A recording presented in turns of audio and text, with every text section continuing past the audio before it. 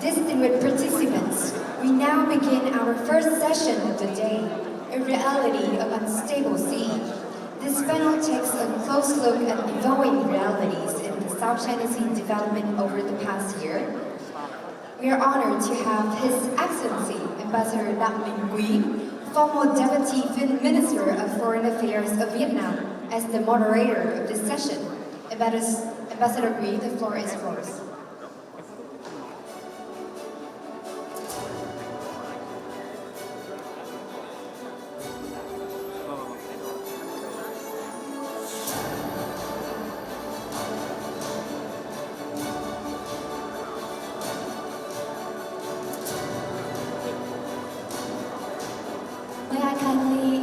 All the speakers come to the stage. Dr. Bat Strating, Dr. Inan Bao, Comrade J. Turila, Mr. Ray Powell, and Dr. Đỗ Thanh Hải.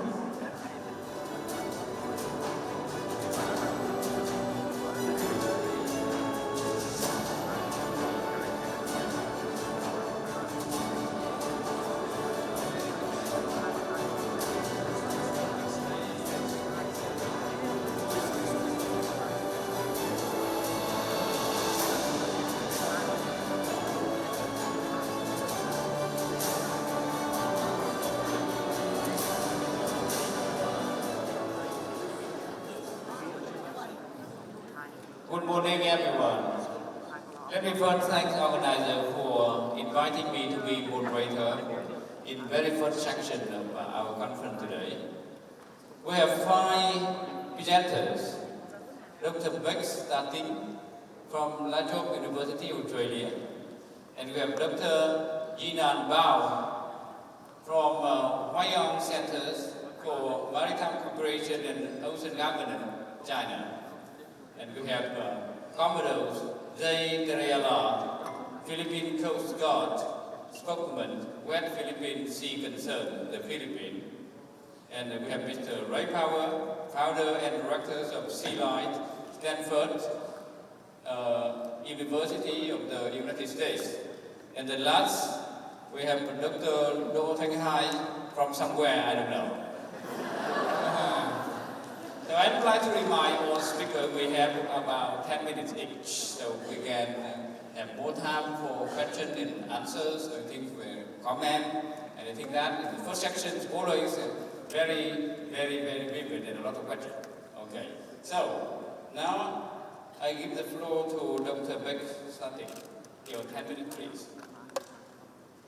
Thank you very much, and thank you to Dr. Cern and the Diplomatic Academy of Vietnam for this invitation. I'm really honoured to be on this panel for this first session, which is such an important and interesting topic. And I'll begin by addressing a slightly reworded question for today's session. How are contested strategic narratives about the South China Sea undermining peace and stability, and what can we do about it? So we know that strategic competition among great powers does not unfold solely through military manoeuvres or economic influence. It is playing out in an increasingly complex and contested international information ecosystem. Through stories, images, maps, and language, states shape perceptions of legitimacy, who governs what, who sets the rules, and whose actions are seen as lawful or destabilising. In East Asia's maritime domain, this contest has created an informational grey zone, a space where truth and fiction blur, legitimacy is disputed, and information itself becomes a political weapon to influence perceptions and to undermine international maritime order. This is truly a contest over reality, reflecting the name of the panel session.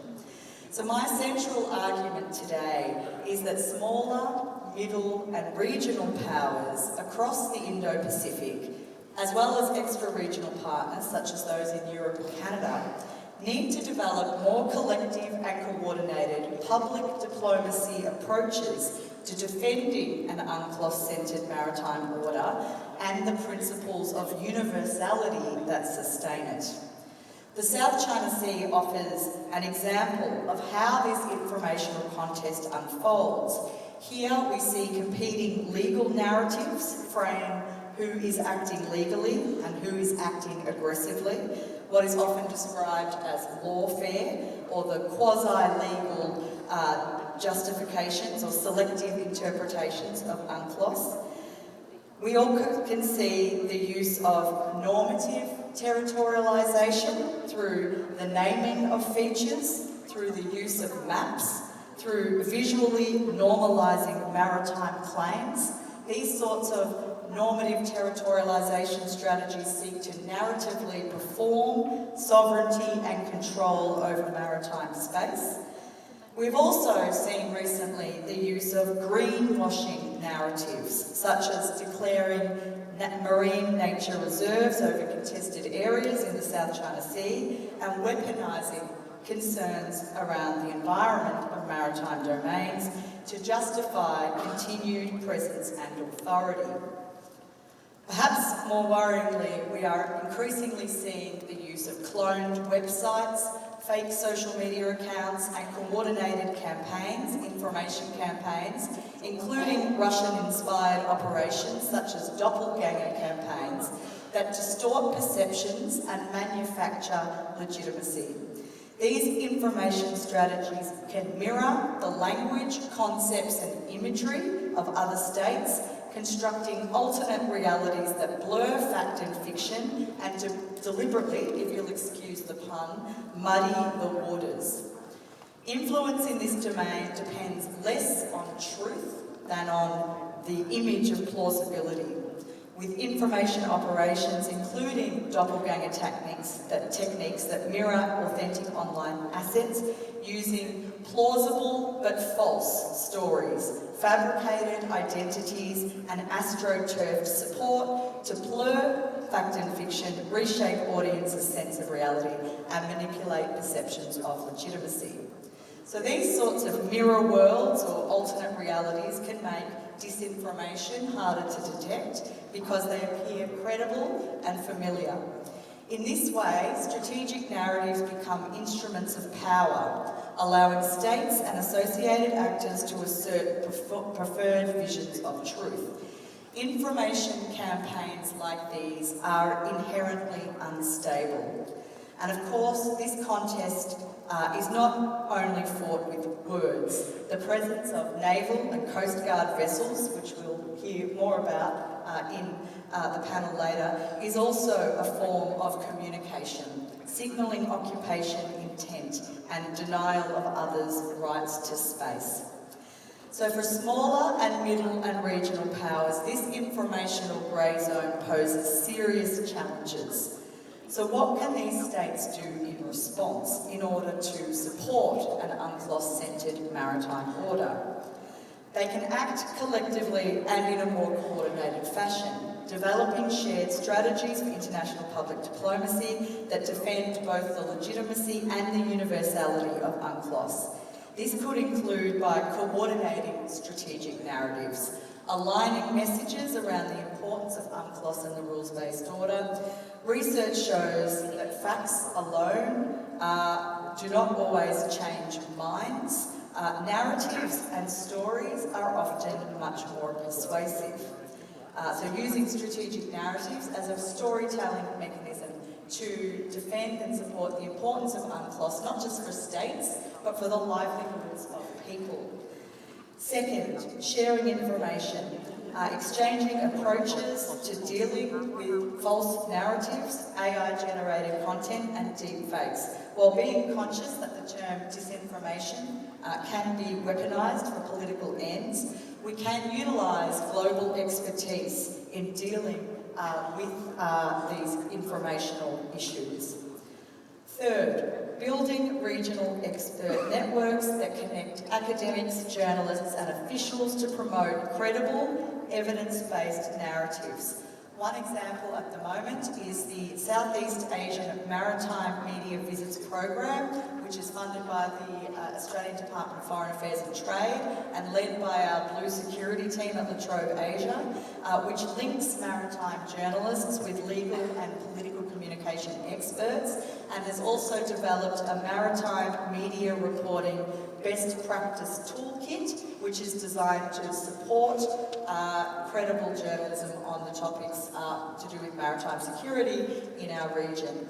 So the focus on our discussions in that program has not just been, has been on actually the importance of explaining why UNCLOS matters, not just for states, as I said before, but for individuals and for livelihoods. We can also look to developing joint transparency initiatives, but also amplifying existing transparency initiatives, such as that is being undertaken by the Philippines. Number 5, we can think about using Track 1.5 and Track 2 mechanisms, perhaps even in a trilateral sense, to talk about strategic narratives. I would love to see an Australia, Vietnam and Philippines 1.5 track dialogue, for example, so we can start to see more coordinated messaging. Finally, some of my work on, comparative work on how smaller states have won maritime disputes against bigger powers has demonstrated the need to combine legal statecraft with public diplomacy. Maritime disputes are won not only in the court of law, but in the court of public opinion. Integrated legal and communication strategies are therefore essential when thinking about using courts or arbitration for maritime dispute resolution. So just to conclude, the informational grey zone is not just about disinformation, it is a contest over legitimacy and order. By working together through collective international public diplomacy approaches, states can defend the integrity of international law, reinforce the universality of UNCLOS, and ensure that the Indo-Pacific remains a region governed by principles and not by exceptions.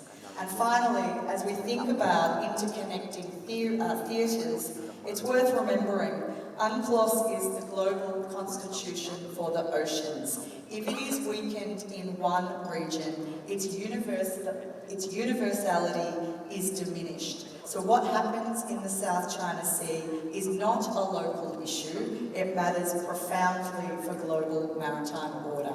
Thank you.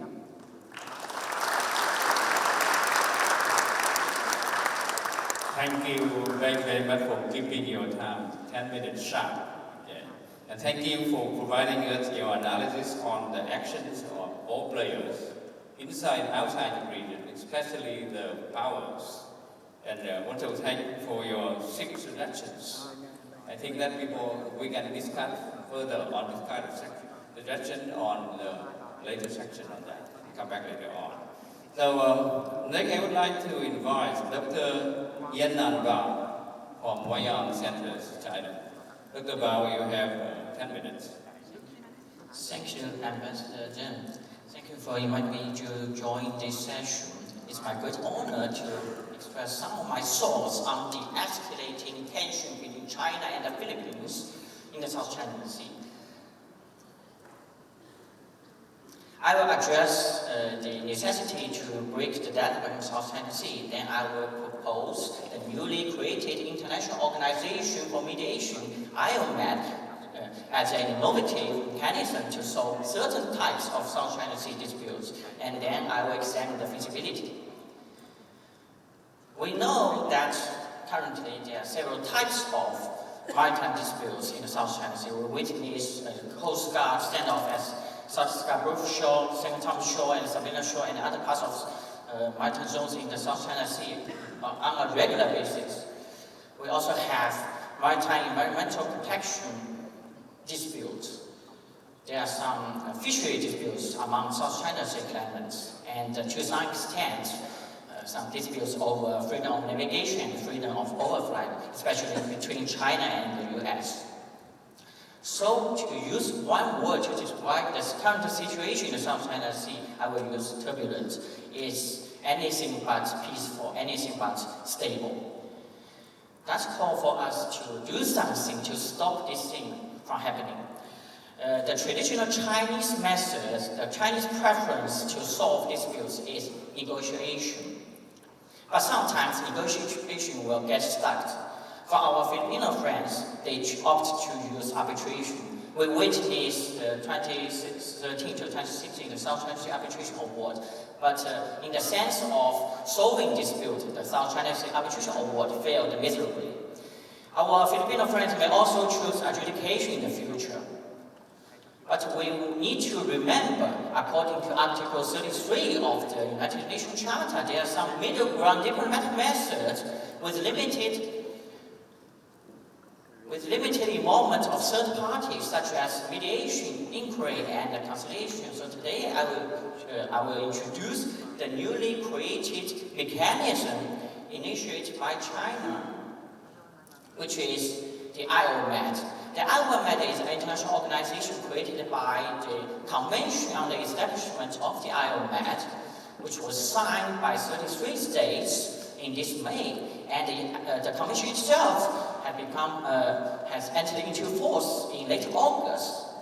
And it became fully functional just 2 weeks ago in Hong Kong. And up to this point, there are actually 38 signatories, because Morocco has just signed joined the IOMAT just 4 days ago. And we can see that there are 8 parties, including China, have already ratified the convention, and 4 out of the 11 Asian countries, namely Cambodia, Indonesia, Laos, and Myanmar, have already joined the IOMAT. So according to Article 2 of the IOMAT Convention, it's a mechanism like mediation and conciliation. The parties attempt to reach a mutually acceptable and amicable settlement of their disputes on a voluntary basis with the assistance of third-party parties.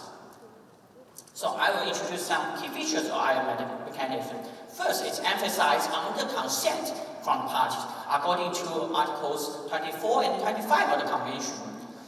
IOMAT only accepts cases upon unanimous consent of all parties. And the consent to mediation may be withdrawn by a party unilaterally at any time during the mediation procedure. The second is that it provides several safe valves to control the mediation process. According to Article 33 and 34 of the Convention, the confidentiality for all information and documents, and the statements made cannot be invoked for further procedure. Finally, regarding the binding force, it's actually binding on all parties. Any settlements agreement duly concluded between parties binding upon them and shall be performed in good faith. Now I will examine the feasibility of using this mechanism. It's actually fully compatible with the UNCLOS, because Article 284 of the UNCLOS allow parties to choose their methods. One of them is conciliation. So IOMAT mechanism can be regarded as one kind of conciliation procedure. And can China use it? Of course it can. According to Article 25, actually the convention permits any party to make a declaration to exclude certain kind of disputes from using this mechanism. It's just like the Article 298 of the UNCLOS. But when China ratified the convention on the 28th of June, it actually only excluded those disputes under the World Trade Organization from the IOMAT, which means territorial disputes, maritime delimitation, and any kind of disputes involving the interpretation and application of the UNCLOS can still be used. And will China use it? I think it depends on the different types of disputes. And can Vietnam and the Philippines use it? We know that Vietnam and the Philippines have not joined the IOMAT, but according to Article 25, even though they are not parties to the convention, they can still use it as long as they wish to submit the case, the dispute, to use the IOMAT mechanism. And will Vietnam and the Philippines use it? it also depends on different scenarios and disputes. So if you ask me the outlook, whether this mechanism can actually work, whether China and the Philippines or China and Vietnam or other South China Sea claimants will use it in the future, well, I cannot tell you in this point. But I'm an optimist. I remember the theme song of the 1988 Olympic Games in Seoul, which reads, hand in hand across the land, we can make this world a better place in which to live in. Hand in hand we can start to understand, breaking down the walls that come between us for all time. So it's up to you and me, young scholars, young leaders, government officials, to help contribute to build the South China Sea into a sea of peace, sea of friendship, and sea of cooperation. Thank you.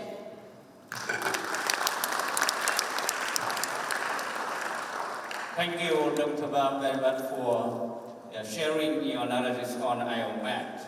And we can discuss further on the effectiveness and applicability of IOMAT to the dispute South China Sea later on. So next, I would like to invite Commodore Dariela from the Philippines. Commodore, you have 10 minutes, please. First of all, I would like to thank DAV for inviting me, Dr. Hongsun for inviting me, and a pleasant morning to everyone. For over a decade, maritime security scholars have argued the Southeast Asian nations are perpetually ensnared in the crossfire of great power rivalry between the United States and the People's Republic of China. Yet, this framing overlooks a more pressing reality. The true strategic bind these countries face daily is not that rivalry itself, but a stark choice whether they're going to confront or ignore Beijing's unlawful and aggressive actions across the South China Sea. Historically, the path of least resistance has been to avert our gaze, driven by a national interest defined primarily by economic growth, trade, and investment. We have justified that ignoring by embracing our identity as a peace-loving nation, where confrontation ranks low among our priorities. In hindsight, however, we have drifted from our foundational ethos as a sovereign-sensitive region, one that has long prized principled approach over the seduction of lucrative deals, refusing to yield on violations of our sovereign rights in the South China Sea for the sake of short-term economic gains. Under President Ferdinand Marcos, the Philippines has charted a different course to fulfill his pledge of not surrendering a single square inch of our territory to any foreign power. He has pursued an innovative strategy, one that avoids aggressive response to China's excessive claims while steadfastly upholding our rights. Rather than ignoring the provocation or retaliating in kind, we have chosen to publicize them.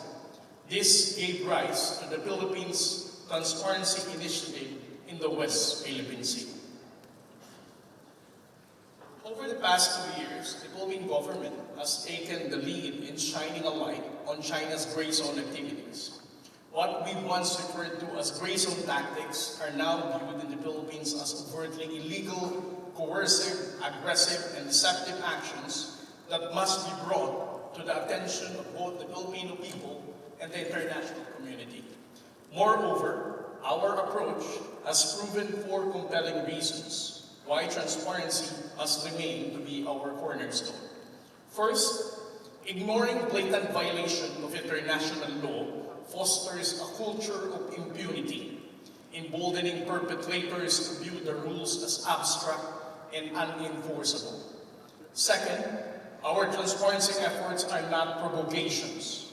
Through the proper lens, the aggressors are the true instigators, while those exposing unlawful behavior are the victims reclaiming their voice. Third, bullying by more powerful states against smaller ones will persist unchecked if endured in silence. But if the global community unites in calling out the belligerent actor with tangible and collective measures, deterrence becomes not just probable, but highly possible.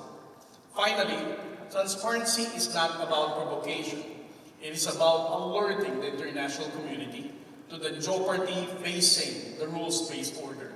Left unchallenged, daily encroachments by bullies like the People's Republic of China could erode the peace we take for granted, eroding even smaller nations' faith in international law as a great equalizer among states, large and small. The imperative of factual unvarnished narratives in the South China Sea has never been greater.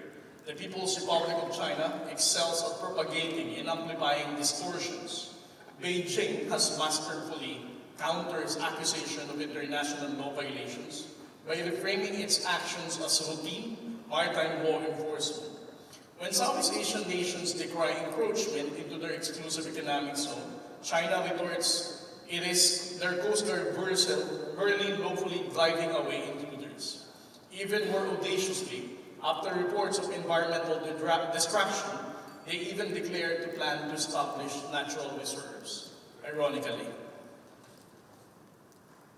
In 2025 alone, we have witnessed the Chinese Coast Guard deploying water cannon against the Bureau of Fisheries and Aquatic Resources in the Philippine Coast Guard. This shows how careless they violate the international regulations for preventing collisions at sea, in which they are also a party.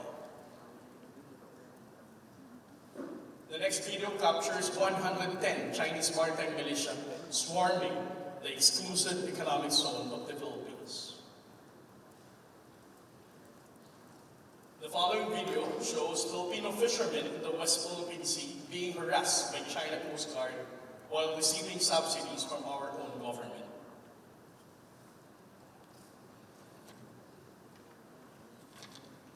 These videos also show how blatantly the People's Republic of China disrespects the exclusive economic zone of our country, dispatching marine scientific research that falls within our own maritime jurisdiction. This video also shows how China breached aviation safety protocols by dangerously approaching Coast Guard aircraft on multiple occasions. To the People's Republic of China, these are merely legitimate, professional, and resolute assertion of its claim against nation daring to exercise sovereign rights in their own exclusive economic zone, as they claim. This brings us to the core question: is this unstable stability sustainable? And what might push us past the threshold?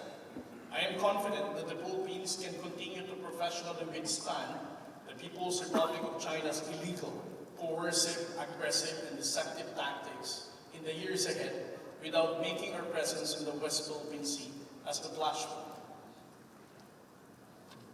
Likewise, neighbors from Vietnam, Malaysia, and Indonesia will persist in deploying White Hulls, civilian and Coast Guard vessels to manage tensions without escalation or concession, all while anchoring their positions in international law.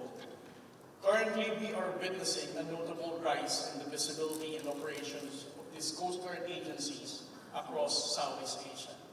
This heightened presence is particularly significant given the ongoing disputes involving maritime jurisdiction and rights over resources. For us in Southeast Asia, to include Vietnam, Malaysia, Philippines, the international principles that guide Coast Guard operations emphasize the importance of using our White Hull vessels as a means of maintaining peace and stability. Our collective approach is rooted in a desire to avoid provoking China. However, we are still fighting to recognize that no nation in the region is eager to escalate tensions further. Moreover, it is important for Southeast Asian region to advocate for the resolution of the South China Sea conflict through law enforcement rather than military engagement. We believe that addressing these issues through diplomatic and legal channels is essential for fostering long-term stability and cooperation among nations. The true peril lies elsewhere, not among Southeast Asian countries. When China Coast Guard and maritime militia continue operating like modern-day pirates, brazenly disregarding they themselves have signed, such as Colregs, SOLAS, and even UNCLOS. Above all, miscalculation and outright instability looms largest if the People's Liberation Army Navy warship persists in their seamanship lapses, risking collision even with their own China Coast Guard vessel. In such a volatile theater, drawn by a belligerent nation like the People's Republic of China, the line between restraint and capacity is perilously thin. Thank you very much.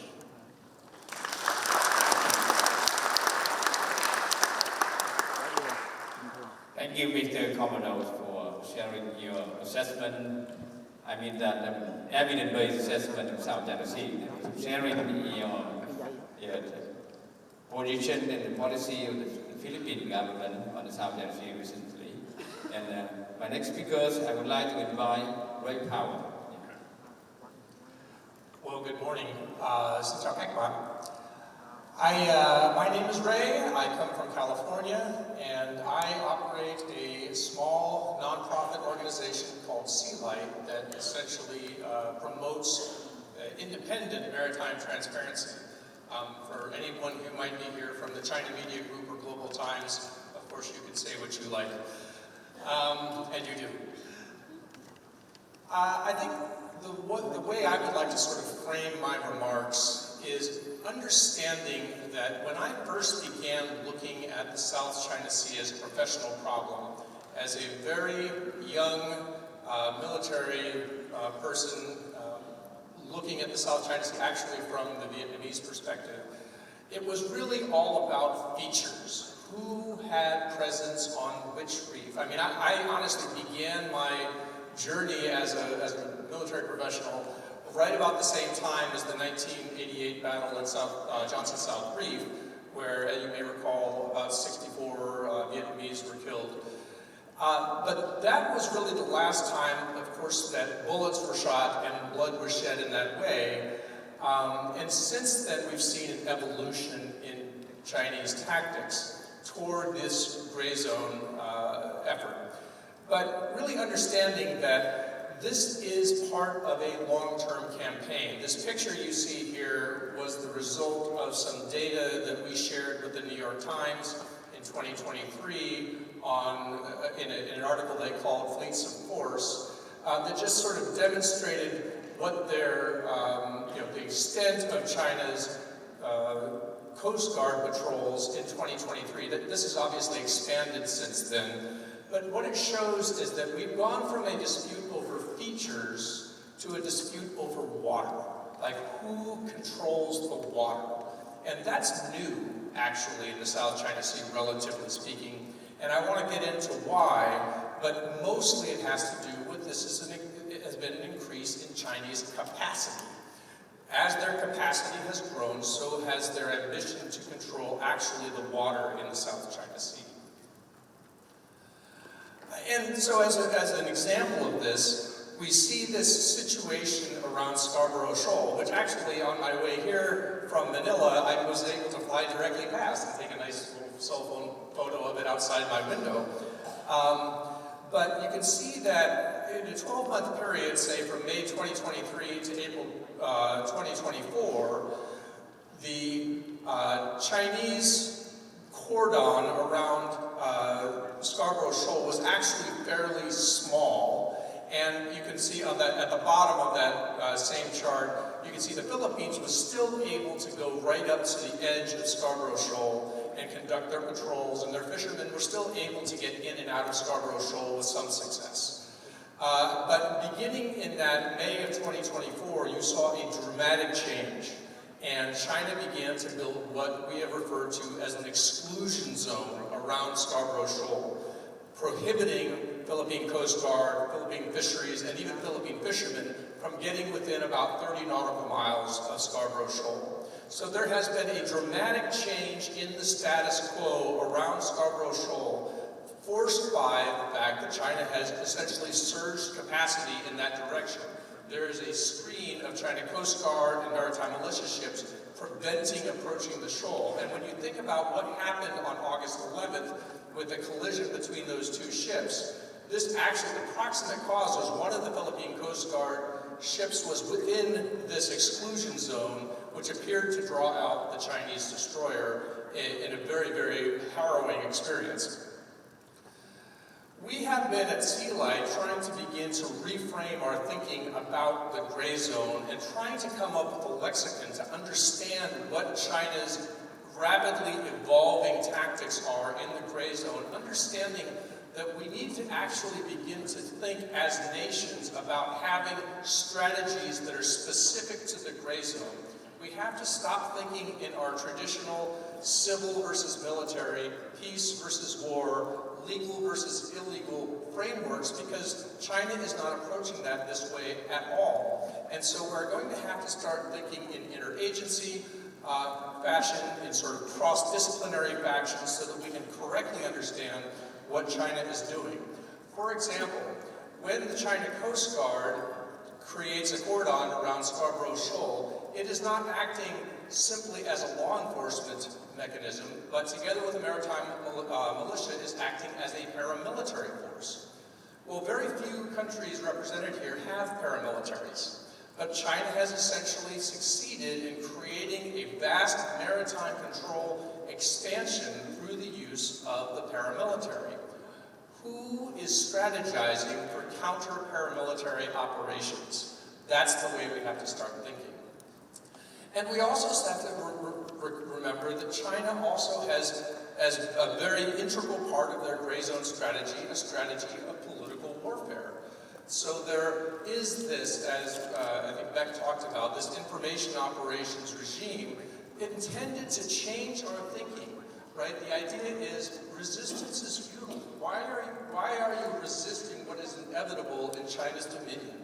It is better to just make a peace with it and yield some of your sovereignty.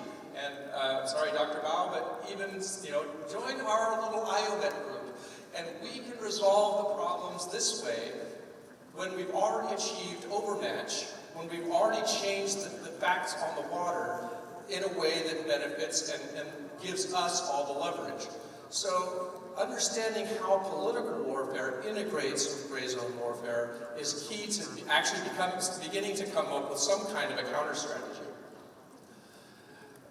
My friend Jay talked about transparency. Sea Light has called this assertive transparency. The government of the Philippines doesn't like that term, but that's fine. But I think the way to understand it is it's more than just about making out China to look like the bad guy, right? Yes, there is a reputational cost angle to it. You are trying to make a gray zone aggressor pay the reputational cost for aggression. But there's also a resilience building piece of this. The Philippines, since they have adopted this tactic, because they're in a democracy, have been able to now reframe their entire national defense strategy to focus on archipelagic defense, something that was not true before all of this started. Actually being able to focus both effort and resources and brain power toward resolving what is their major national security problem. And they've also been able to build a tremendous amount of international support. We just saw the announcement of a new Task Force Philippines with the United States. We just saw the announcement of a new visiting forces agreement with Canada. This is all part of a long pattern of the Philippines reframing itself and integrating itself into a larger network of partners and allies. All of that was built because before you can do any of that, you have to build a consensus that it's necessary, especially in a democracy. If you want to spend money on the Coast Guard, you have to convince your people that it's worth it, but maybe that you're not going to spend quite as much money on the social services or infrastructure or whatever that you might want to, because this is an imperative, and it comes beginning with showing them through transparency. Our role as an independent actor in this has been to sort of expose those things from an outside perspective. So it's very difficult for governments to release information. The Philippines has actually been the exception to the rule cool in that sense. So, but we began in early 2023 to begin to just simply show the world what we saw happening. And I can't help but remark on this picture in the middle.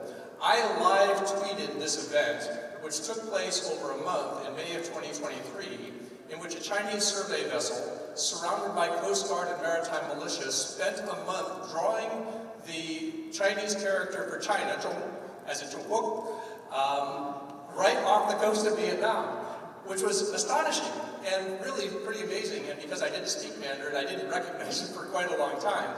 But this shows how information operations, narrative warfare, political warfare are such an integral part of China's gray zone strategy. And despite the fact that they're focused on the Philippines right now, they have not forgotten about the rest of their claims. So that's me. I'm Ray. I have a nonprofit. I also have a podcast, if you would like to look, that I do with my friend Jim Caruso. So if you're interested in the Indo-Pacific, please feel free to look us up. Thanks very much. Thank you very much for providing us a very comprehensive pictures. Take us through a history course of development of dispute in South China Sea since 1974 until very recently. And I very much thank you for the Sea Line initiative. It's a kind of additional method for watching South China Sea, side by side with the maritime transparent initiatives. Long time organized by George Polling in the CSIS. I think it's good. Thank you very much. And my last speaker is Dr. Hai from the DAV. Hi, your 10 minutes. Thank you, Chair. Very good morning. And it's really a privilege for me to be here today. And I would like to thank the organizers for that kind of honor. And I would like to state at the beginning that the presentations in my own views and opinions, it does necessarily reflect those of my institutions and my government. And it's very important that my presentation will do the review of what happened in the last year, because usually the traditions, that kind of conference that we overview, we did the review of what happened year on. So I want to start my presentation. I don't have a postcard, but what I have, that is, okay. It's good. So I want to start my presentation by quoting from Alexis Tocqueville during the French Revolution. So that never was any such event stemming from factors so far in the past, so inevitable, and yet so completely unseen. Definitely what we see today is not our second, and we believe that in a slow burn of history, of mistrust, and of maritime ambition that converging into crisis photo, but yes, in unfolding. So we look into that, and I try to put in perspective, because if you don't want to see that one-off event, we put it into the framework to see where we are standing. So I use a conflict escalation framework, which that some level of the conflict that could be happen. So we start from stable cooperation to manage competition, racial contest, military standoff, kinetic classes, and of course the final stage is the open armed conflict that we never want to see what happened in our region. So what we set out the framework and also the criteria and of course the implication for each every level to understand so that we have a roadmap and we know where we stand. So with that, of course, it's very easy. It's not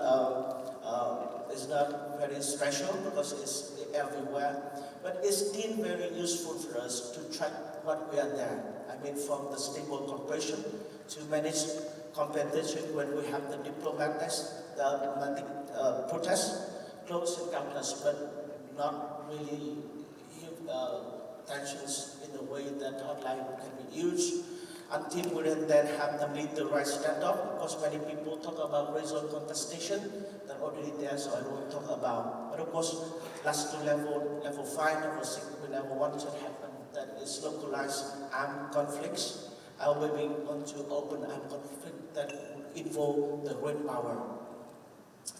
So from that, I want to review over the last year. Of course, we've seen the continued gray zone in the area, of course, mentioned in gray and also red, and of course, Komodo Terriala, that we did see the surge in the incidents, of course, the frequent use of water cannons, ramming, side whipping, swarming, of course. Now we see more and more blockage maneuvers. So we see about 10 incidents this year so far between China and Philippines, so that is alarming. We of course see the sustained presence of naval assets, the Coast Guard, maritime militia, and of course survey vessels to assert claims and assert control. We still see the flow of the diplomatic protests, the accusation and blame each other by the COC negotiation is still dragging on. Of course, legal jockeying in the way that there's a hardened sovereignty claims, the environmental case, the non-verbal designations, and of course the reiterations of arbitral awards. But we do see this year is more than a gray zone. We're sliding into the red zone in the way that we do see the presence of the hard military access, especially worship and fighter jets in a very competitive maneuvering. And was there very close maneuvering between the Chinese and Philippine aircraft. We see competitive drills and exercises. Also we see the escalations of physical clashes, and which I think that also mentioned the incident between the Coast Guard and worship that will put to letalities, the injuries among the sailors.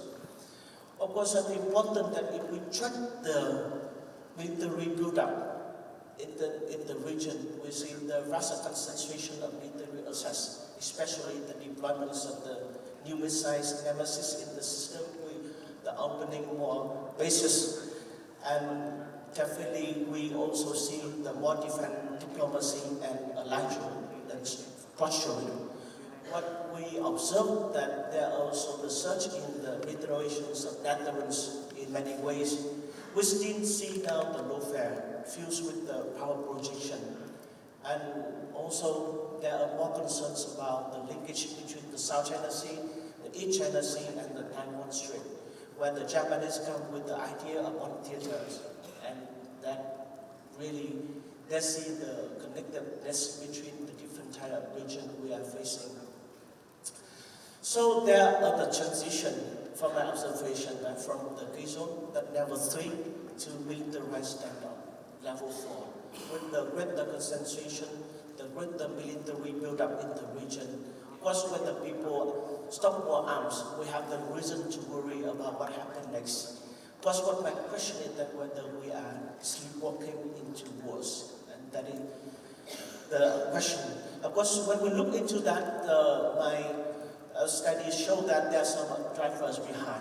There are, of course, the distrust of rules, the frustrations against diplomacy, because dragging on negotiation on the COC. We see the resort to military power at the last resort, self-help, because we see Philippines invest heavily into armament, because with the support of allies and partners. There is a natural operations of the security dilemma when we see that the increase in arms of one country for the defense, but it can be perceived as an offensive intent.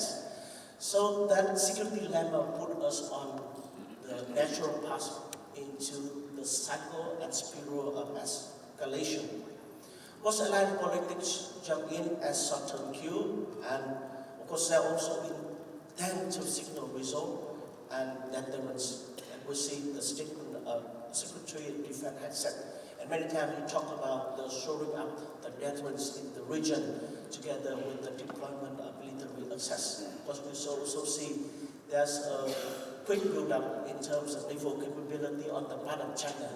That of course with the small and medium size, we worry. Because if the trend continues, the people put more resources into military modernizations, other people have to do the same, or you are in the unfavorable conditions. With that, I'm sure that we know that the stakes are very high. We see already the increase in the premium of the shipping to the region. We also know that we have 3 to 5 billion of trade go through the region every year. So any kind of disruption into the trade flow, into the supply chain disruption, that we have the spillover effect to every economies in the region that could consider as the engine for the global economic growth. We'll see more fishing industry collapse because the energy security is in danger. And of course, finally, we don't want to see any kind of armed conflict happen in the region that would overturn everything that we built for decades. On that note, I come up with some proposed solution and action, because it's also my pure research and study. And I think that we have to take time to think innovatively and also creatively about what we do. That may be the need to freeze activities and distance the forces, because the recent coalition, the recent grabbings, that is really dangerous, that already resulted in casualties. We may need the regional rules of engagement for our Coast Guard, because without the rules of engagement, that kind of activity and that kind of confrontation would drag on. And we need maybe somehow, and this is a very initial idea, we should put the protection zones out of maritime features so that we make sure that no state proposed change will happen. We need the confidence building through the environmental and scientific collaboration. A lot of talks, but not many have done so.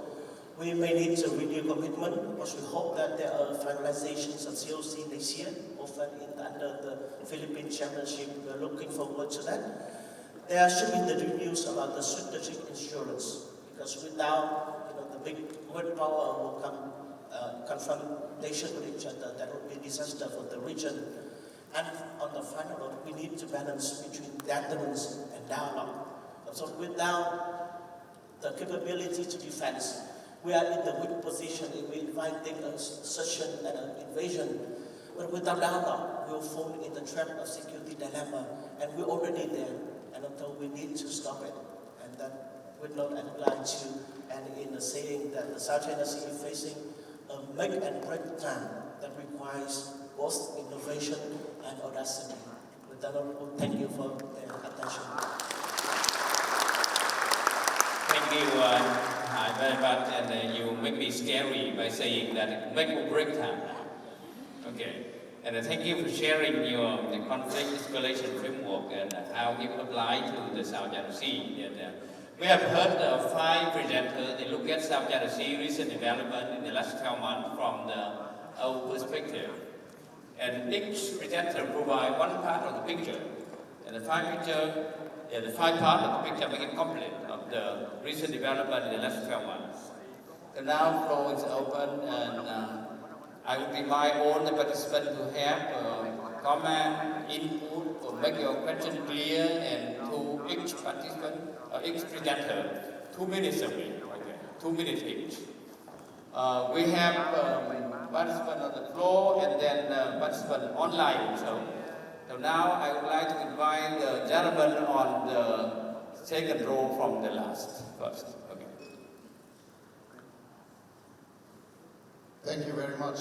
My name is Jan Asmussen, University of Kiel, Germany, and German Center of Excellence at the Thammasat University in Bangkok.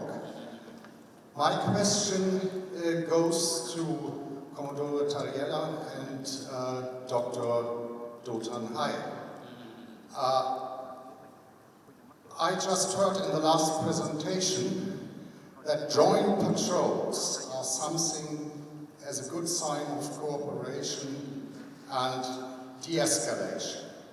Given the situation of the South China Sea, I would like to ask, is there any thought of joint patrols by the Vietnamese and the Philippines Coast Guards in order to assure freedom of navigation in the South China Sea?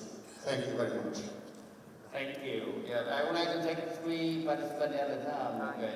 The lady at the second row.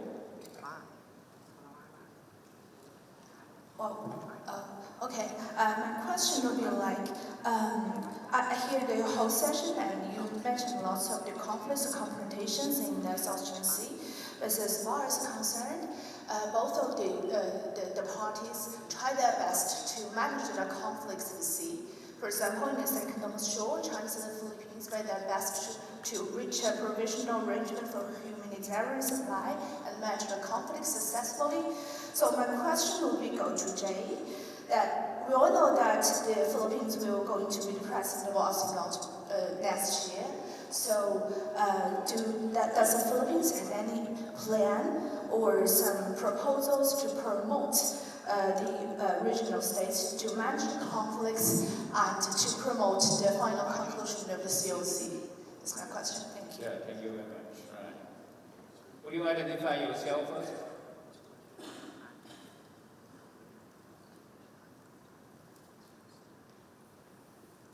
Okay, fine.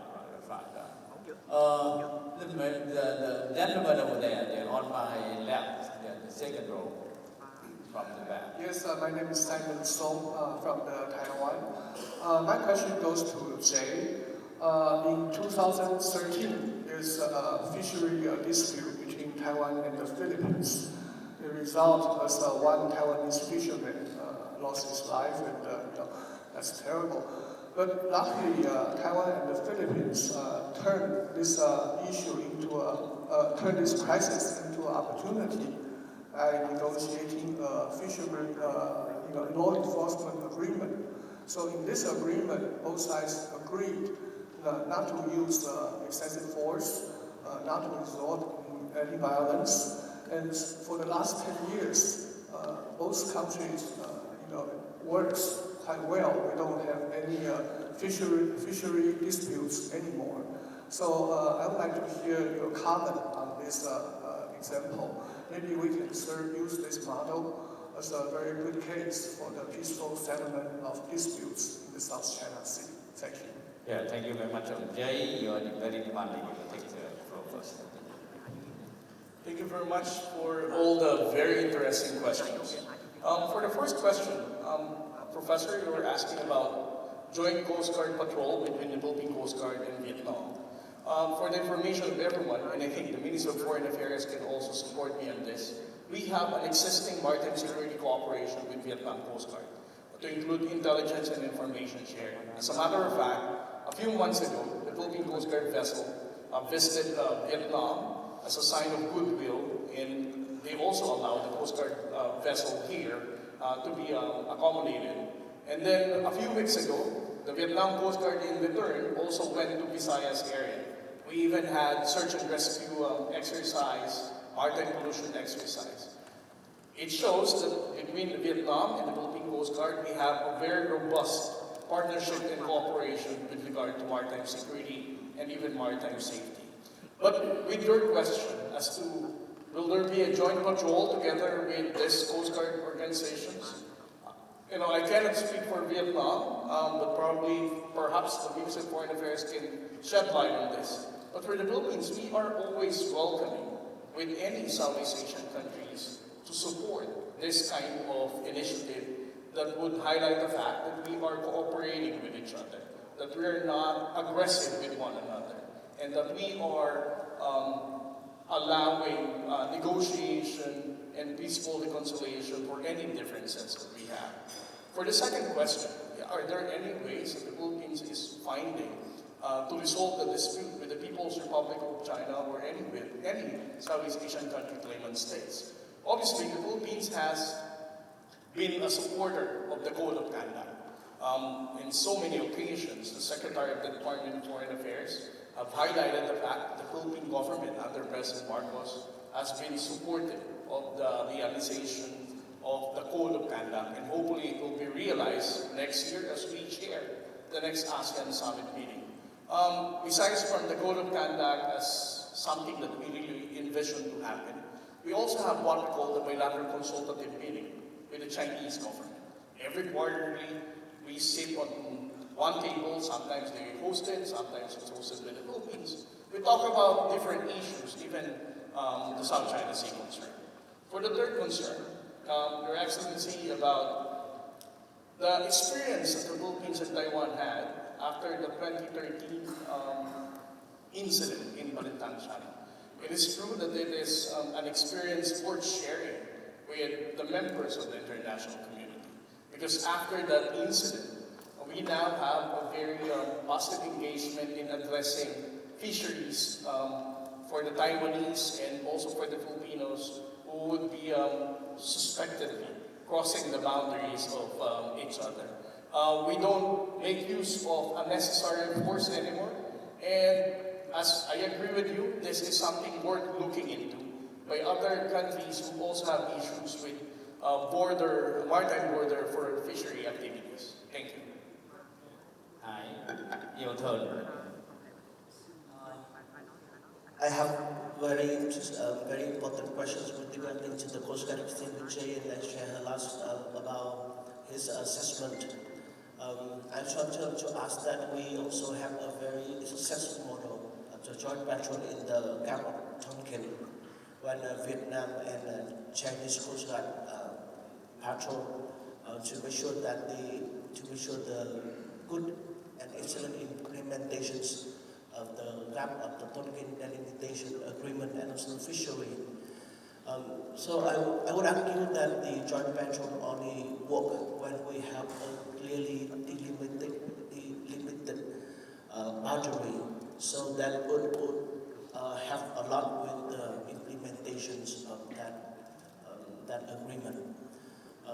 In that, of course, we have a lot of cooperation with the Philippines, and of course, we need to work together to resolve our dispute as fast as possible. So that with that, I think that follow up with the cooperation of Coast Guard in the joint patrol would be very helpful. Thank you. Yeah, thank you, Dr. Hai. And I would like to remind you that this year, 2025, we have 25th anniversaries of the signing of the agreement between Vietnam and China on the delimitation of the Gulf of Tonkin, 25 years now. And in this conference, we are very happy to have someone who take part in the negotiation and the limitation. They are sitting there, still they are watching us. Okay. I see that the hand of the man in the second row. Hi, thank you. This is Wang from South China Sea Institute. My question is to Jay and Ray, and also Beck, if possible. Jay and Ray. Yes. Yeah, I would like to play a little bit of the devil advocate here. So we've heard a lot about the value of the transparency campaign, of what benefits it brings, but I was just wondering if from the Philippines point of view, Jay, do you see any limits to the transparency campaign, especially when, as far as I'm concerned, there are certain cases where the Philippines choose to publicize certain information and withhold certain part of the information that only comes out later. Also, that question is to Beck. And then the second part to raise specifically, so your work is based mostly on open source commercial data, right, and satellite images. I was wondering if, how do you maintain the objectivity and the neutrality of the data, especially when it comes to gray zone monitoring, especially when, AI tools have been incorporated into some of the platforms, and we know that AIs are human trained, and there can be certain inherent bias that is attached to how you train your AI model to spot certain patterns and identify whether they are gray zone patterns or not. So how do you, maintain the neutrality and objectivity of such data? Thank you. Okay. Yeah. Later on. Okay. Here, you. Yeah. The gentleman in the second row. Thank you, Ambassador. My name is Ray, Executive Director of the Cambodian Center for Regional Study. I have one question to Dr. Hai of the DAV. Your presentation very interesting, and thank you very much for your comment. I would like to ask your view, especially with regard to the issue of security dilemma that you eloquently raised about. Would you foresee any possible regional binding regional or international agreement, like a set of regional and international agreement that govern the code of conduct in the South China Sea. Maybe whether you see that it's possible within maybe Southeast Asian state first, and then broaden, the certain like TAC type, the Tactile Amity and Cooperation, but with several aspects that govern the code of conduct in the South China Sea, so that the risk of escalation and the issue and the norm and the principle that you mentioned were appropriately addressed in a binding agreement, so that the negotiation can eventually take more steps, so that to address the issue of security dilemma that you raised about. My second aspect to it, do you foresee that in the future there will be a possibility of also international or regional mechanism to manage armed control, first of all between member states in ASEAN, and then broaden more to great power and regional power, and more like an international arrangement or some kind of international institution or something. So I would like to see you. Thank you. Yeah, thank you. Next. Okay, I think that the lady over there, right, on the second row in the back, from the back. Hi, my name is Mao Zhan. I'm a scholar from China, and I have a question for Mr. Tariella. So I understand that the Philippine government is currently working with the Chinese government to push for a bilateral Coast Guard cooperation MOU. And I wonder why now and why Coast Guard cooperations, and do you think that will be able to ease the tension over the South China Sea dispute between the two nations? Thank you. Okay, thank you very much. Now we take question in order. In Beck first. Beck and Ray and Hai and Jay. Jay, very demanding. Thank you for the important question on the transparency campaign and what my views are. I mean, I think there are different audiences that we're talking about here. And Jay mentioned this in his presentation, that part of this is about domestic audiences, it's partly about resilience and ensuring that the Philippines can secure a budget for the Coast Guard, but for making the public understand why this is such an important issue. This isn't just an issue of high politics, this is something that affects the lives of people. And so when we think about the effectiveness of a transparency campaign, I would say that it needs to be measured on what the purpose is. And if the purpose is to tell a domestic public why these issues matter, then I think the transparency campaign is doing a very good job. The question, though, is if the audience is China and the purpose is trying to get China to change its behaviour, which I don't necessarily think that it is, that's a more problematic, that's a higher standard that you're trying to set for the transparency campaign. And so that's a little bit more, I think, ambitious. The third audience, of course, is the international audience. And Jay, you might be able to tell us a little bit more about this, but I would suggest that what's going on in the West Philippine Sea seems to be getting a lot more attention because of the campaign, and that can generate international support. So that is another audience and another way of measuring the effectiveness of a campaign. So I would agree that, of course, there are risks. When we're talking about information, it's really tricky because all political actors have their own strategic narratives and their own ideological viewpoints that they are trying to press. But I would say that more collective approaches might reduce the risk of retaliation on one actor.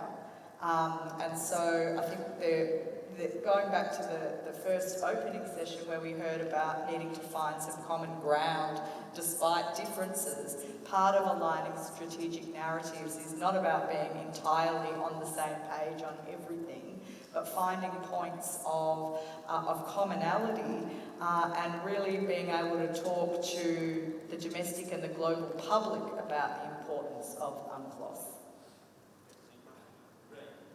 So I'm going to answer more than just the question that was given to me, so my apologies for that. I want to very quickly talk about assertive transparency and beginning with the fact that actually for the first 6 months of the Philippines' transparency project, China actually was deterred. We saw it disperse a lot of its vessel swarms as the Philippines went out and took pictures of a lot of these. And it seemed to, in the summer of 2023, change its approach and decide essentially to make an example of the Philippines. And so there was a brief period of time where I think there was some optimism that it might change China's behavior, and did for a short period of time. The other point I would make about that is, I think part of what the conclusion that China reached was that if it can isolate the Philippines and just make it clear to everyone else that this is a really bad idea, you don't want to make China angry by doing transparency, then that would be its best chance of success. I would say also that the other two pillars that I presented in our paper that we did on this in January 2024, and I put up on my slide, national resilience and international support, have been pretty unqualified successes for the Philippines. And finally, I would say that transparency should be thought about not merely as a campaign, but as a tactic in a larger strategy. And I think that every country that has an interest in this space should be studying transparency as a tactic and integrate it into a larger gray zone strategy. On the question of the objectivity, I think it's a really good one. A lot of what comes down to objectivity is what data you decide to present. So, for example, I've been asked before, why doesn't Sea Light report on all the Vietnamese fishing boats that appear in the Philippines exclusive economic zone?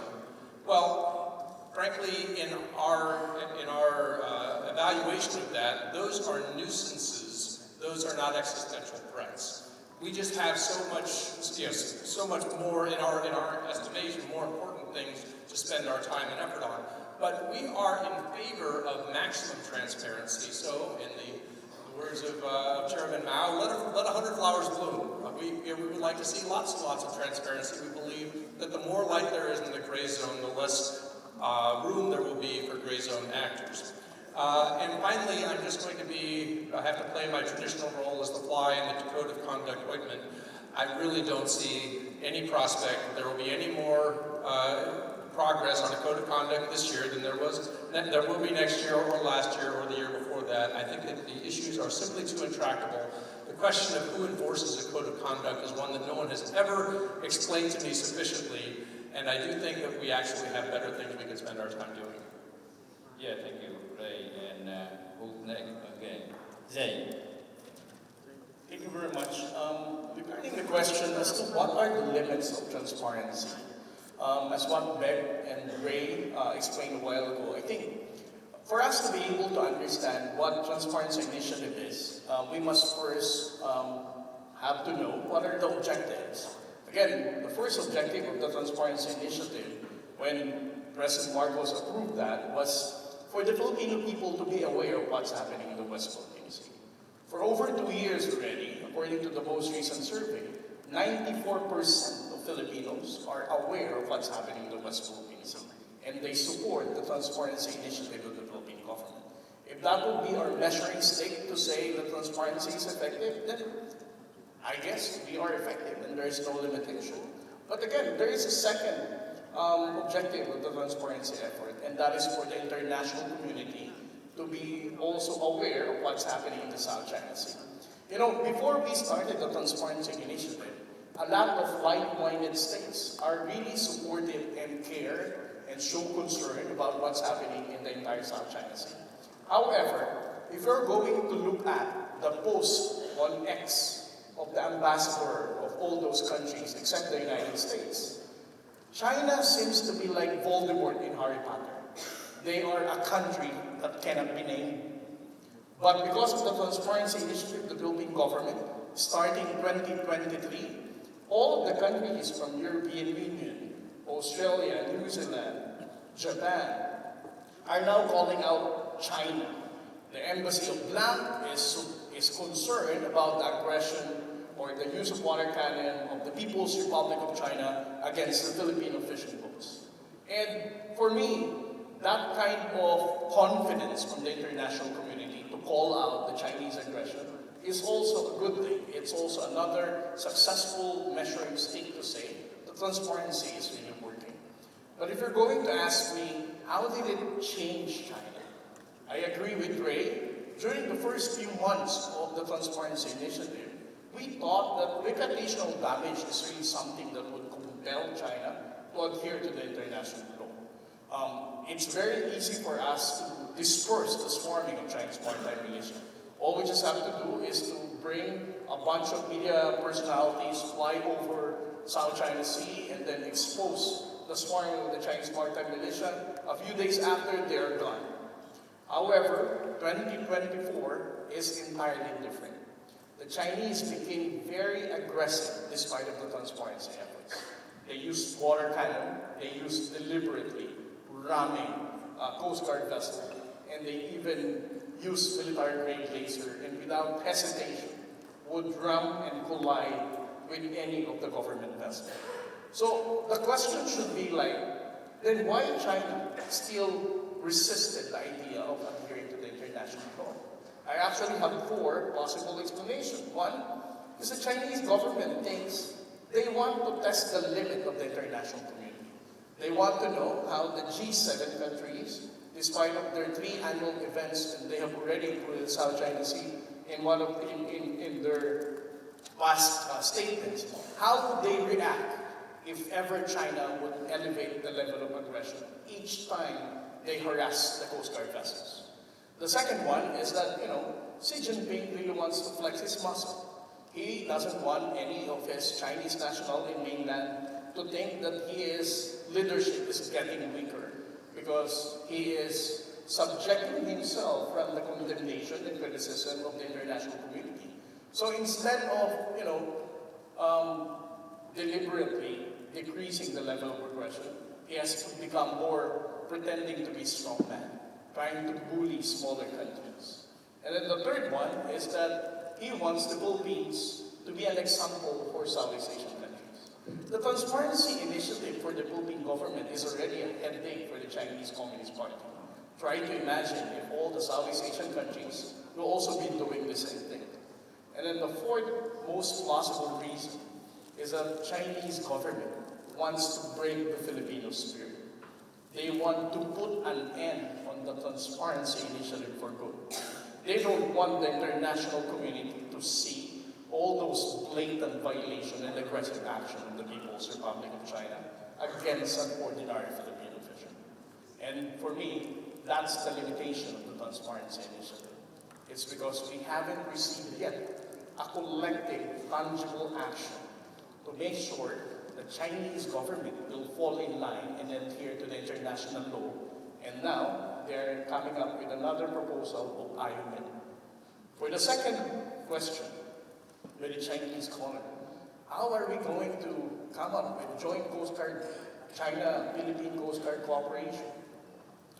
The Joint Coast Guard Committee meeting was one of the first memorandum of understanding signed by the former President Duterte when he went to Beijing in 2016. And under the previous administration, there was a Joint Coast Guard Committee meeting, wherein the China Coast Guard would host a meeting for the top leaders of the Philippine Coast Guard in Beijing. The following year, it will be held in Manila, and then the following year, it will be once again in mainland China. If you're asking me how it benefited our dispute resolution, our negotiation, it never did anything.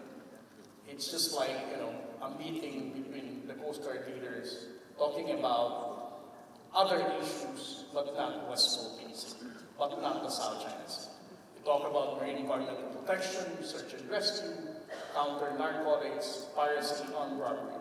The other side of the non-traditional security concern is only being discussed in that Coast Guard Committee meeting, but not the South China Sea. Thank you. Thank you very much. And hi, yes, COC advising something. Thank you very much for that very, very important questions. That was the idea of the COC among ASEAN country had raised for a long time. Of course, there's also the suspicions about the utility of such agreement. Because among the Southeast Asian countries, we don't need the COC. Already, we can apply UNCLOS, and of course, Vietnam and Philippines, they can play volleyball in the Spratly. I think that is a way that the Southeast Asian country, they want to have a lot of framework to work with each other.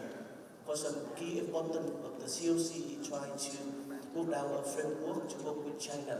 Because hopefully that also comply with UNCLOS, because the law of the South China Sea should not be different from the United Nations law of the sea. It's very important to know that. The second question is also important because I really had the difficulty with the gray zone. Because it's not, it would depict the South China Sea and the gray zone the problem. So even more transparency, I'm sure that it could not happen. So of course transparency and assertion have different purposes. But the problem of the South China Sea, from my perspective, lies on the imbalance of power in the region and also the strategic intent from different countries. So in order to work down, to stop the vicious circle of security dilemma, we should have the commitment of the great power, because the great power usually should come with the responsibility to make sure that the region should not be fall into the arms race. And I think that if countries have enough armament to defend themselves, I think they should stop. Or otherwise it could trigger the action and reaction in the region to the point we could not return. Thank you. Yeah, thank you, Hai. And now I turn to the question from the online participant. Okay, we have 4 questions and 3 of them to Dr. Yan Nian Bao. And I would like to ask technical assistant, would you put it on the big screen so everyone can see it? Can you? No? Okay, so I read it. The first question from Khanh Hoàng, Buni, to Dr. Yinan Bao. Question about the sustainability of the IO map. If it cannot be used or refers in future proceedings, as well as states have so much room to maneuver. The second question from DAV Captain Team 2, also to Dr. Yinan Bao. How can participants to IOMAP guarantee its effectiveness and good faith in the particular context of a symmetrical balance in the power between the disputing parties? The third one, Phương Anh from Da Nang University. IOMAP is an initiative proposed by China, but is it also a public good provided by China? If so, how are the panels of mediators and governing council chosen? May there be any bias toward China? Can it be reliable or for the Philippines and Vietnam to sign the convention? Yeah. Would you have me to see the fourth one? Here with three questions. What is the fourth question? No, yeah? So in the meantime, then I would like to give the floor to Dr. Yan Bao.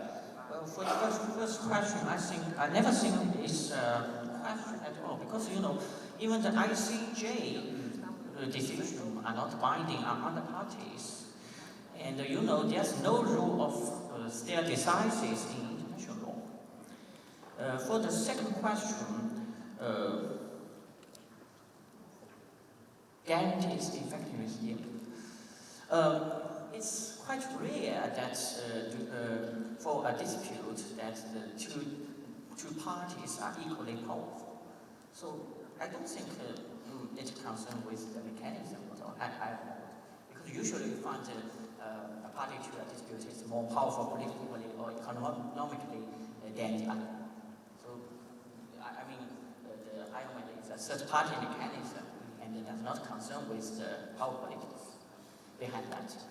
And for the third question, I can rest assure you that just like the PCA and other arbitration or conciliation procedure, you can nominate your own mediator or conciliator.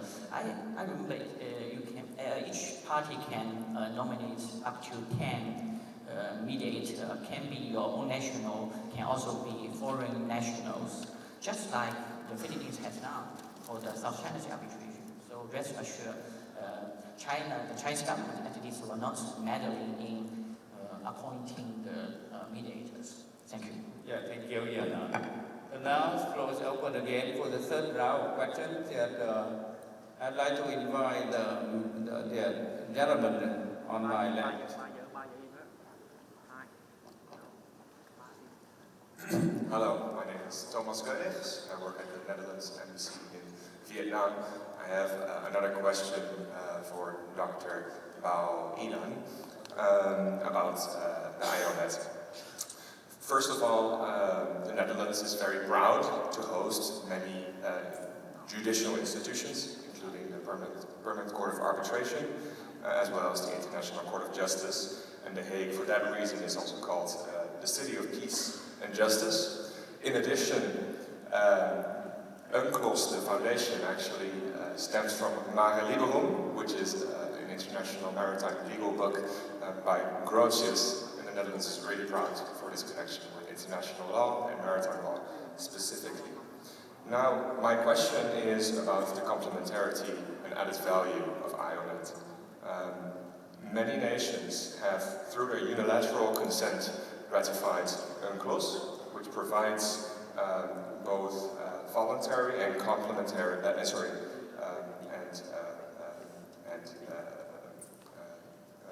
forceful procedures. So, what would then be the added value of IONET when UNCLOS already exists and offers these mediation procedures? Thank you. Okay, next we have Ambassador Nguyen. Yeah.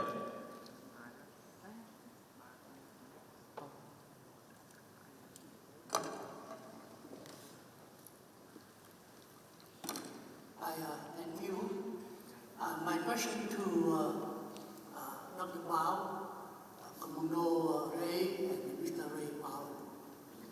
In my view, the South China Sea is not only a maritime dispute, it is a test of the future regional order.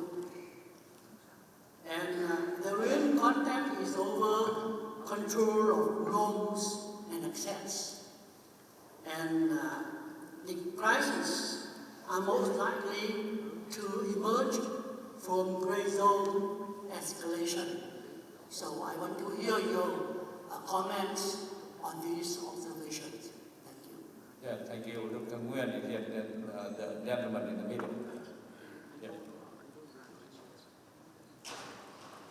Yeah, the microphone, please.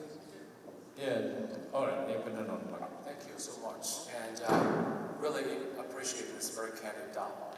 So, Mr. Torilla talked about Chinese actions, but however, according to the Beijing's perspective, that is the Philippines has done several provocations to, lead to the escalation in the South China Sea. Especially the Philippine government broke the tacit agreement between these two countries for sending the reply to the warship in the second Thomas Shoal, and even to send materials for constructing military facilities on the second Thomas Shoal.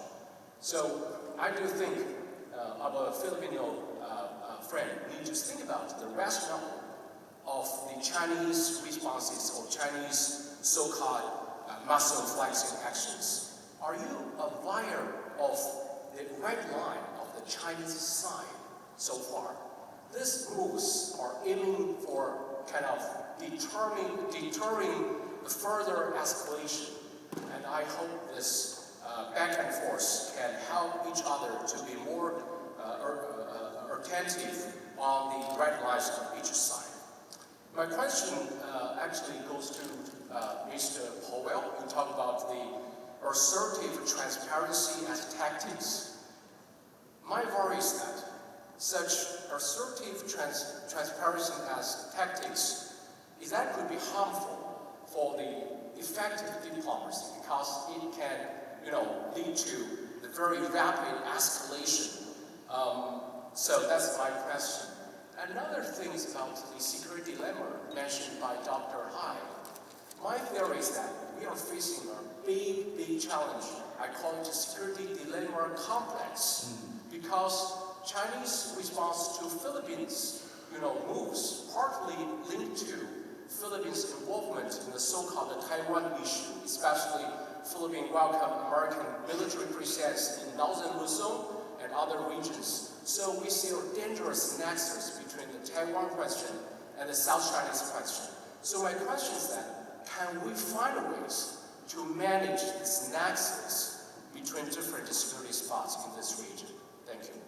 Okay, so you are from which institutions? I'm from Fudan University in China. Okay. All right. We have one for the gentleman over there, and the last two for lady over there. Okay. The gentleman in the second row from the back. Thank you very much for the mic. And I have a very big question for Dr. Jinan Bao. Sorry for my pronunciation.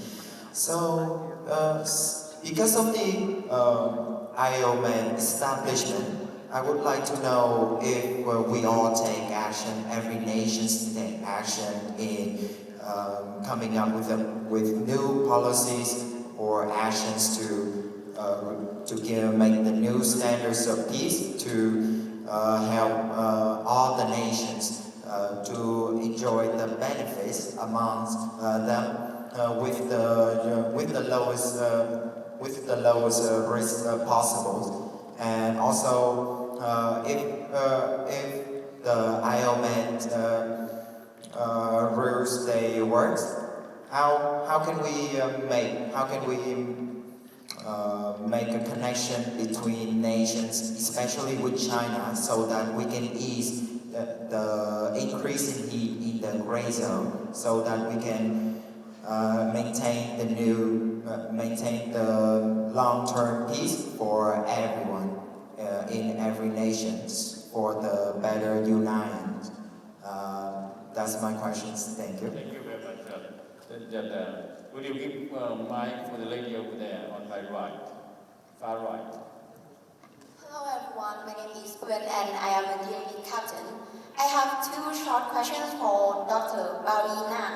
My first question concerns the relationship between the dispute resolution mechanism under UNCLOS and IMO. My question is that whether parties need to prove the exhaustion of UNCLOS remedies if they want to resolve the dispute through IMO. And secondly, can disputes refer in Article 298 UNCLOS, which are excluded from compulsory procedures by some states, be settled through the IMO mechanism? Thank you. That's my question. Okay, thank you. Yeah, I would like to take you two more questions and then we close. Anyone? Okay, yeah, the gentleman in the room.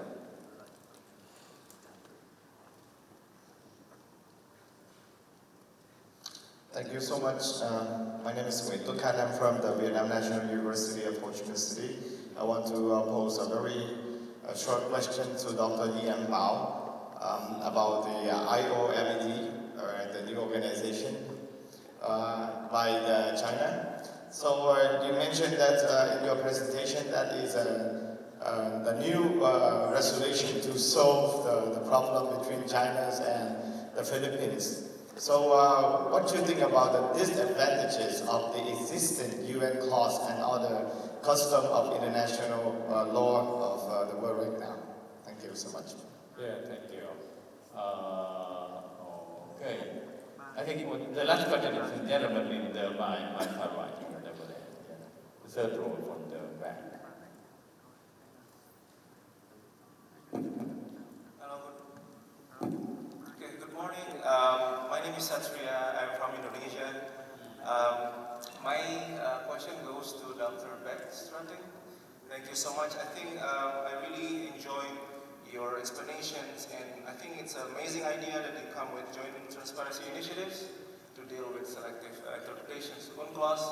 And my question is very short. First of all, how would you deal with navigating this selective interpretation of UNCLOS, especially when ASEAN has a history of selective mutations before?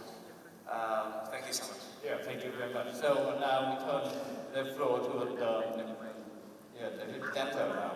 I'd like to take by order bow first. You are very demanding, sick questions. And then say J again, and Ray, and hi, and back, and make a conclusion. Okay, so bow. So I think these questions can be categorized into similar types. One is concerned compatibility between UNCLOS settlement of dispute mechanism and the IOMAT mechanism. As I have already mentioned in my presentation, the IOMAT mechanism is fully compatible with those in the UNCLOS. Under UNCLOS, Part 15 of UNCLOS is the compulsory settlement of dispute mechanism. But the IOMAT is more or less a voluntary mechanism. So the parties to use the IOMAT procedure have more flexibility, and they can choose their own conciliator or mediator, and they can choose the specific rules for the procedure, and they can withdraw voluntarily, unilaterally at any time if they find that the procedure become uncontrollable. So that's a merit for the IOMAT mechanism.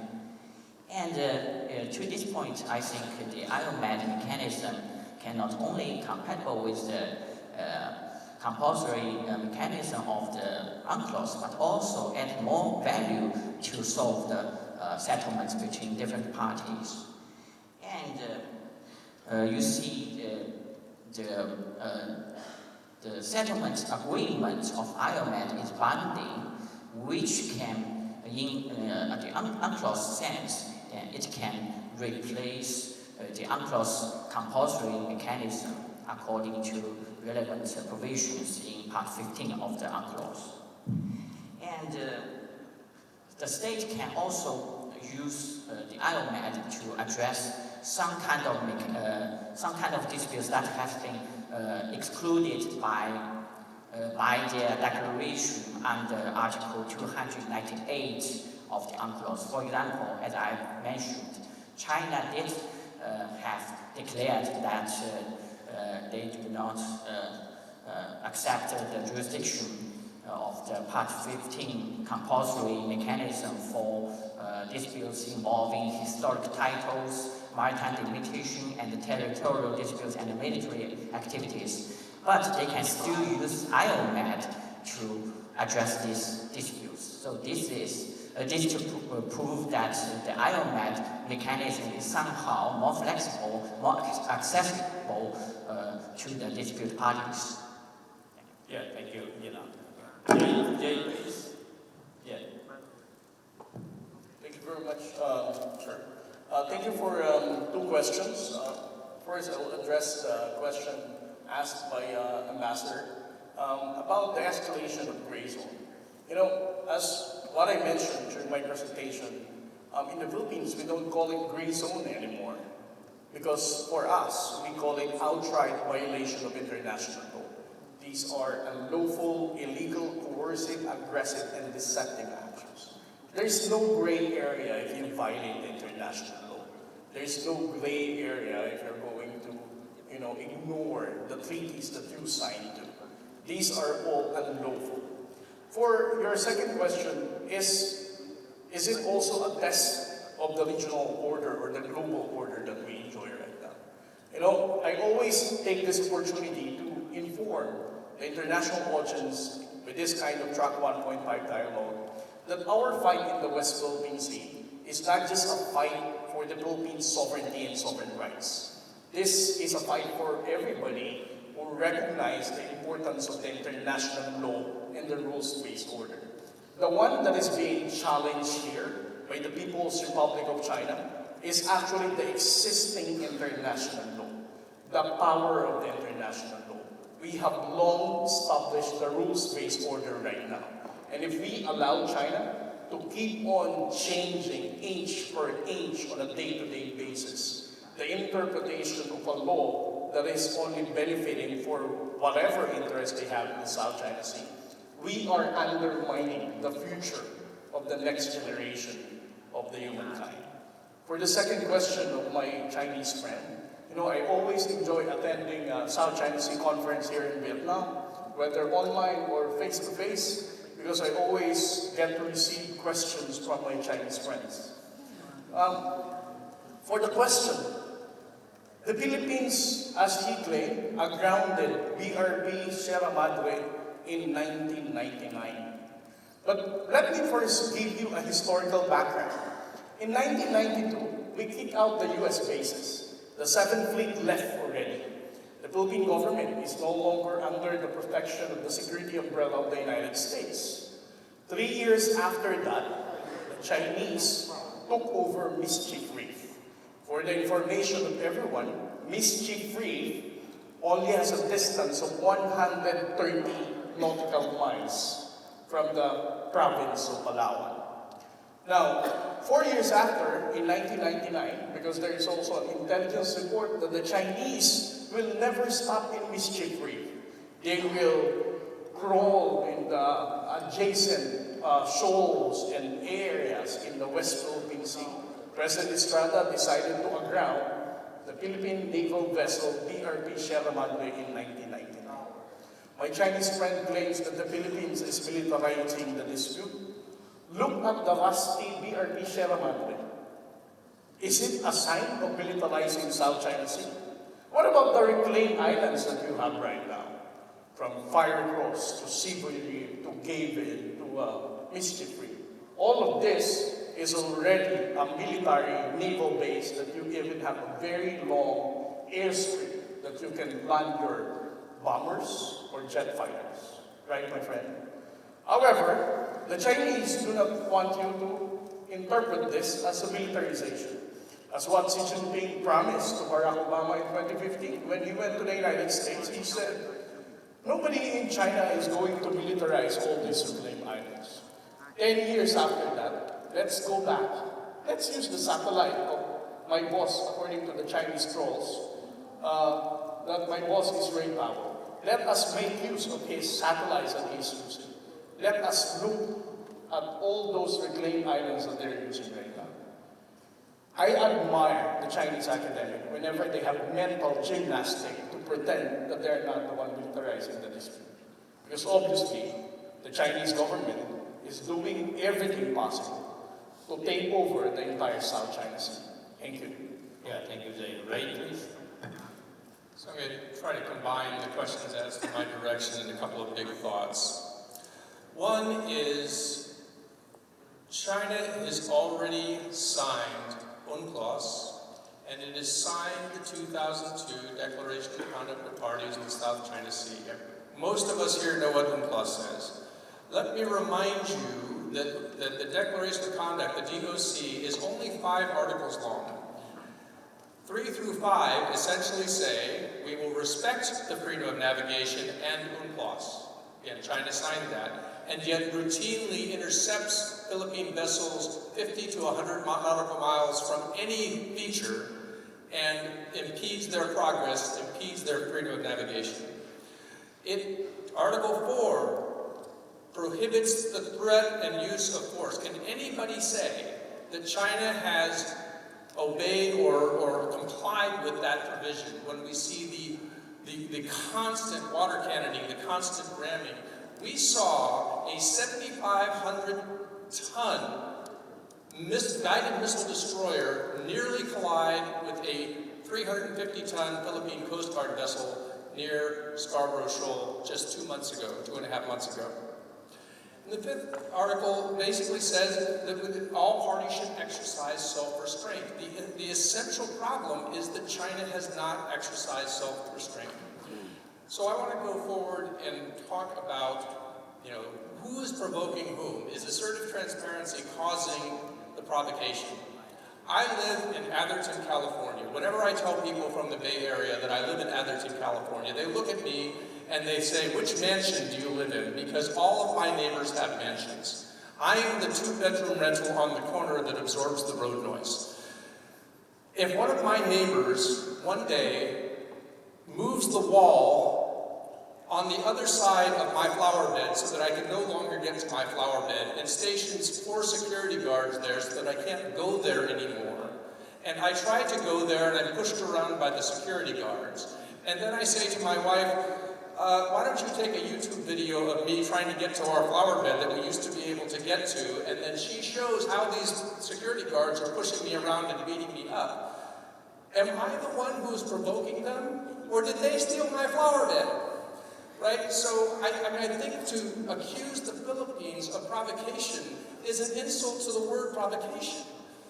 So, I think that entire line of argument, I think, is just sheer gaslighting, right? It is just trying to get you to doubt your own reality.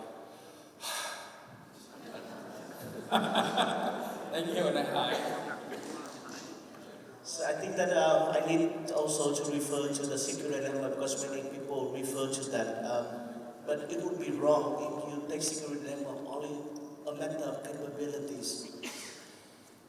What the core for security dilemma comes both from the increased capability and also the method intent.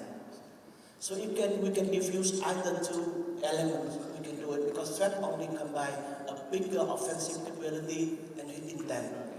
If any country comply with the national law, behave under the established norms, so there could be any threat to anyone. Even if everyone had the right to buy arms to show up the defense.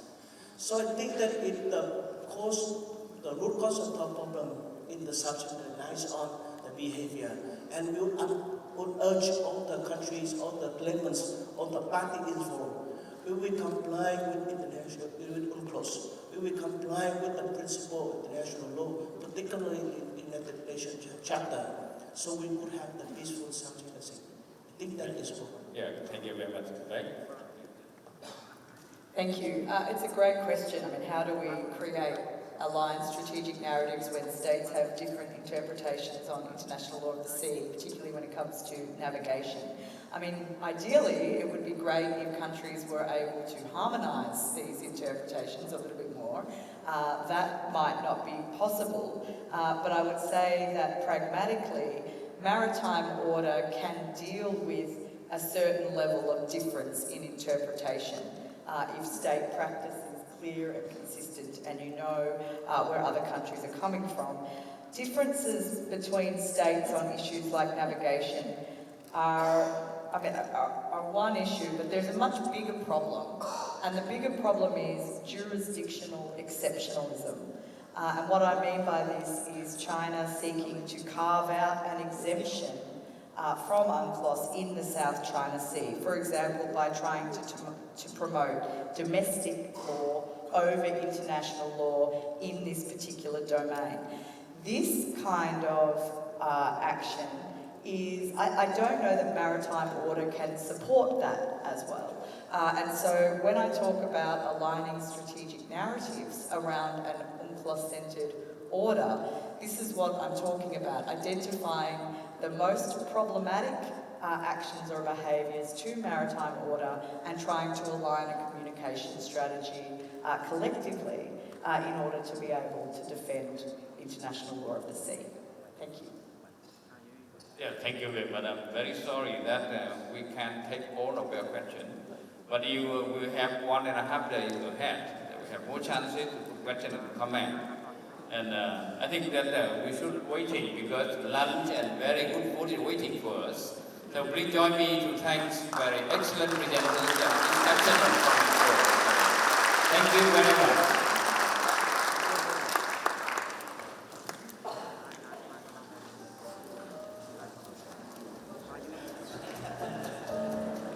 Thank you very much, Ambassador Gui, and our panelists for a truly comprehensive and data-rich discussion on recent maritime developments. We all have learned very much from you. Now, may I kindly invite Mr. Vũ Hải Đăng, expert from Diplomatic Academy of Vietnam, for the book introduction.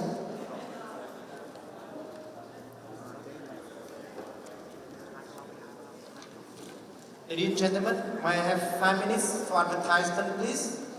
We have been publishing a number of books based on the papers presented at the South China Sea International Conference and other events organized by the Diplomatic Academy of Vietnam.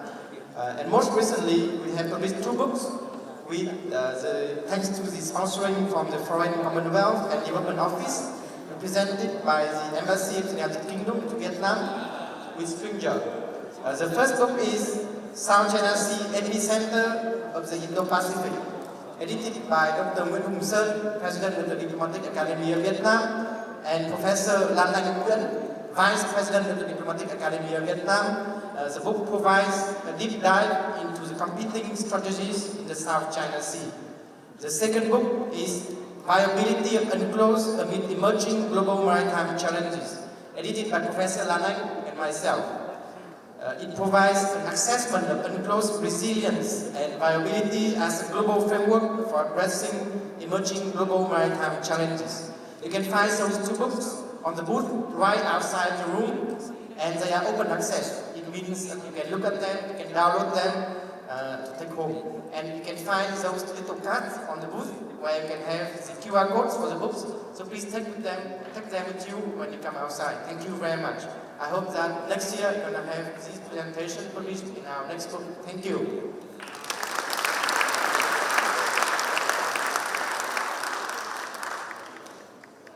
Thank you, Dr. Linh.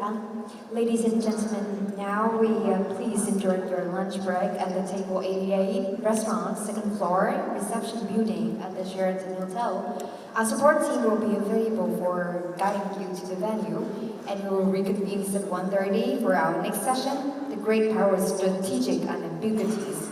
Online participants, do not forget that we will have a live commentary in Vietnamese hosted by Dr. Hai Tuấn from Diplomatic Academy of Vietnam in a few minutes. The live commentary is in Vietnamese, so please join in when you speak language. Thank you.